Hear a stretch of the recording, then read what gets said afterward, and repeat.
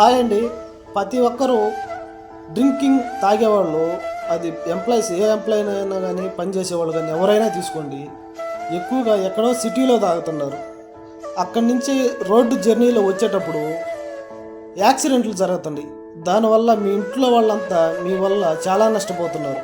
Suppose ఏదైనా కాలు జరిగిన యాక్సిడెంట్ ఏ పరంగా జరిగినా కూడా నిన్ను నమ్ముకొని పుట్టిన పిల్లకాయలు, నీ రక్తం పంచుకొని పుట్టిన పిల్లకాయల పరిస్థితి ఏం చూడండి, నిన్ను నమ్ముకొని వచ్చిన నీ భార్య పరిస్థితి ఏమవుతుందో ఒకసారి ఆలోచించండి. ఎందుకని చెప్తున్నానంటే, అక్కడెక్కడో మీ ఫ్రెండ్స్తో తాగేది ఆ ఫుల్ ఏదో ఇంటికి తీసుకొచ్చుకొని, ఒక అరకిలో చికెన్ తీసుకొచ్చుకొని ఇంటిలో కూర్చొని కూర్చొని మీ భార్య చేత పోపుచ్చుకొని తాగి ప్రశాంతంగా ఉండొచ్చు. దానివల్ల ఎటువంటి సమస్య ఉండదు, మీరు హ్యాపీగా ఉంటారు, మీ భార్య హ్యాపీగా టెన్షన్ లేకుండా ఉంటుంది. మీరు ఎక్కడెక్కడో తాగి ఎలా వస్తాడు మా ఆయన అంట, వాళ్ళ టెన్షన్ పడతా, వాళ్ళ బాధపడతా, ఈ వచ్చే జర్నీలో ఏదన్నా మీకు ఏమైనా జరిగితే మీ భార్య పరిస్థితి ఏందని ఒకసారి ఆలోచించండి. మీ రక్తం పంచుకొని పుట్టిన పిల్లకాయల పరిస్థితి ఏందని ఒక్కసారి ఆలోచించండి.